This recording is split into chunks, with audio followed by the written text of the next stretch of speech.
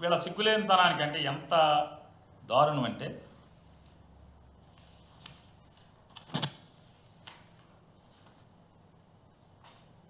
Andhra Pradesh stands number 2 జిఎస్డిపిలో భారతదేశంలో 2వ స్థానంలో ఉందంట. ఎవడన్నా నమ్ముతాడండి? దేశవ్యాప్తంగా అన్ని పేపర్లకి అడ్వర్టైజ్మెంట్ ఇచ్చారు. కోట్ల రూపాయలు ఖర్చు పెట్టి భారతదేశ వ్యాప్తంగా ఈ అడ్వర్టైజ్మెంట్ ఇచ్చారు.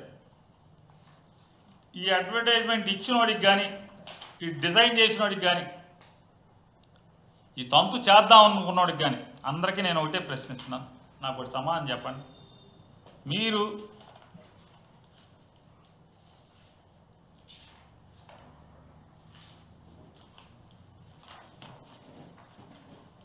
నిజంగా మీరెంత పోటుగాళ్లే అయితే 2వ స్థానంలో, భారతదేశంలో 2వ స్థానంలో ఉండేంత పోటుగాళ్లే అయితే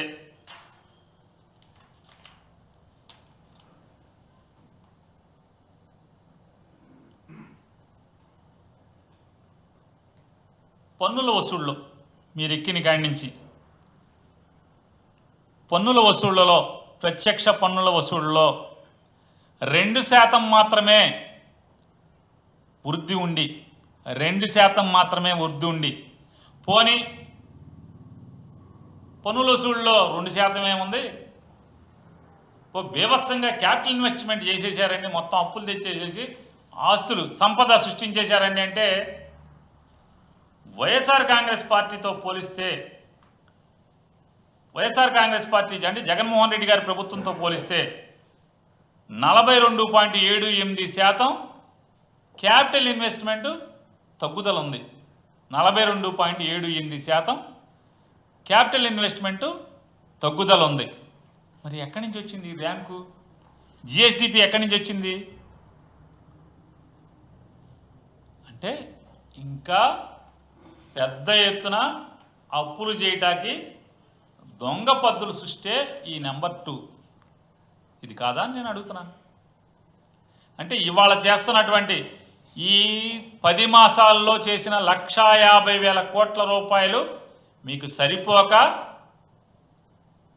ఇంకా భారీగా ఇంకొక 5 లక్షలు 10 లక్షల కోట్లు తెచ్చేయటానికి వచ్చే సంవత్సరం ఈ తంతు కాదా అని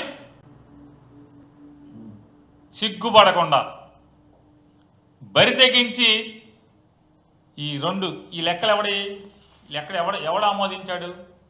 కాగ్ ఏమైనా ఆమోదించిందా? మీకు మీరే సొంత లెక్కలు తయారు చేస్తారు, మీకు మీరే 2 అని ఇచ్చేసుకుంటారు. ఇంకా చాలా రాష్ట్రాలు కేంద్రానికి అసలు లెక్కల పంపల. నీతి ఆయోగ్ కదా డిక్లేర్ చేయాల్సింది. వీళ్ళే ఏంటి అంటే ఇది సర్వే అంట. ఈ లెక్కలు ఎవడిచ్చాడు? 2 ఎట్టా వచ్చింది? మీకేమో పన్నుల వసూళ్ళలోనేమో 2% వృద్ధి ఉంటుంది, క్యాపిటల్ ఇన్వెస్ట్మెంట్లోనేమో 42.78 ఏమో తగ్గుదల ఉంటుంది గత సంవత్సరంతో పోలిస్తే, జగన్మోహన్ రెడ్డి గారి ప్రభుత్వం గత సంవత్సరంతో పోలిస్తే. మరి ఎక్కడి నుంచి వచ్చింది మీకు ఈ జిఎస్డిపి?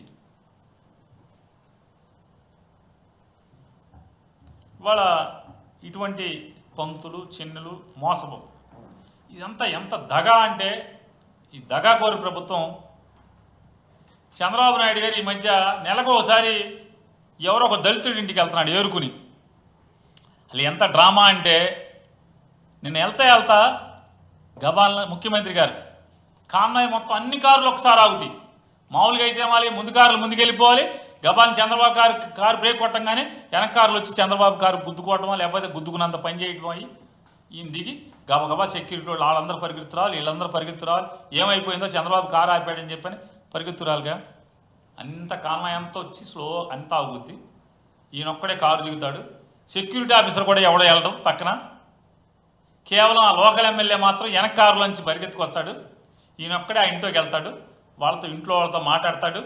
అన్నీ ముచ్చటించి అన్నీ మాట్లాడేసేసి మీకు ఇల్లు శాంక్షన్ చేస్తాను. అసలు ఎలా బతుకుతున్నారు ఇట్లా అని చెప్పని 14-19 ఇతనే ముఖ్యమంత్రి, అప్పుడు బతకలేదు వీళ్ళు. మరి నువ్వేమయ్యావు అప్పుడు? ఈ రాష్ట్రానికి ఎన్టీ రామారావు గారు నువ్వు వెన్నుపోటు పొడిచి కూలదోసిన కానించి నువ్వు ఎన్నిసార్లు చేసావు? నువ్వే చెప్తున్నావుగా నేనే బాగా ఎక్కువ కాలం బతికిన ముఖ్యమంత్రిని. మరి ఇంకా వాళ్ళ బతుకులు అట్టాగే ఉన్నాయిగా, సిగ్గుపడాల్సిందే పోయి. ఇంకా నేను ఒక ఇల్లు శాంక్షన్ చేస్తాను మీకు అంటాడు. అంటే నెలకు ఒక ఇల్లు శాంక్షన్ చేస్తాడు ఒక దళితుడికి. ఇది ఎంత డ్రామా అంటే, కారులోంచి వెళ్ళేప్పుడే మావాడు గుడ్ మార్నింగ్ అని మావాడు వెళ్ళేవాడు కేతిరెడ్డి, చేపుకోపోయి మైక్ ఉండేది, ఇక్కడ మైక్ పెట్టేసుకుని ఆయన వెళ్ళేవాడు మావాడు కేతిరెడ్డి. ఇదే మైక్ చూడండి, చంద్రబాబు చేతికి మైక్, చక్కాకి మైక్ ఎందుకు కొడతాండి మైకు? సడన్గా దిగెళ్ళాడు. ఆయనకి గబాలన ఏదో పేద కుటుంబం కనపడిందన్న డ్రామా సీన్ క్రియేట్ చేయడం కోసం గబాలని కారు ఆపి ఈయనొక్కడే వెళ్ళాడు. ఒక్క సెక్యూరిటీ వాడు దిగడం ఏ కారులోంచి. సరే వెళ్ళాడు, చల్లి చంద్రబాబుని వదిలే గాలికి వదిలేశారు, వెళ్ళాడు. మైక్ ఎందుకు ఉంది? మైక్ ఈయనొక్కడికే కాదు, చూడండి ఒక ఫోటోలో ఆయనతో ఇంకో కుర్రాడికి కూడా ఉంది. ఎక్కడది ముందే, ఎక్కడది మైక్ అక్కడ. ఆయనతో కుర్రాడికి మైక్ ఎందుకు వచ్చింది? కూర్చున్న కుర్రాడికి ఉంది చూడండి, కుర్చీలో కూర్చున్న కుర్రాడికి మైక్ ఉంది. చివరిలో ఆ మైక్ మళ్ళీ తీసి ఇంకో కుర్రాడికి పెట్టారు. ఇక్కడ కూడా చంద్రబాబుకి మైక్ ఉంది.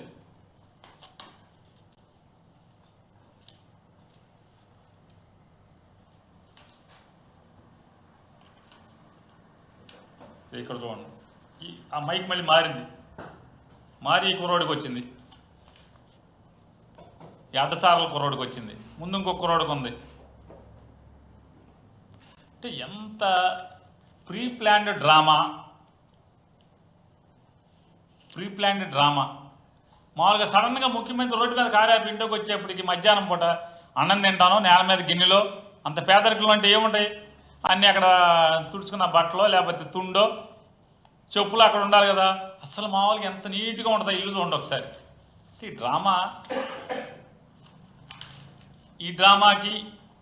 డ్రామాకి ఏమీ తేడా లేదు. మరొకసారి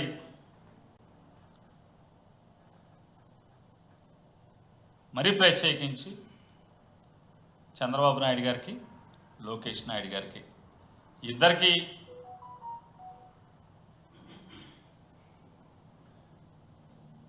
మేము పిలుస్తున్నాం, మీరు కదలండి. మేము మాదేదో డబుల్ స్టాండర్డ్ బబుల్ స్టాండర్డ్ అని చెప్పారుగా చాలా మామూలుగా తప్పుడు మాటలు. మాతో పాటు సుప్రీంకోర్టులో మీరు కూడా రిట్ ఫైల్ చేయండి.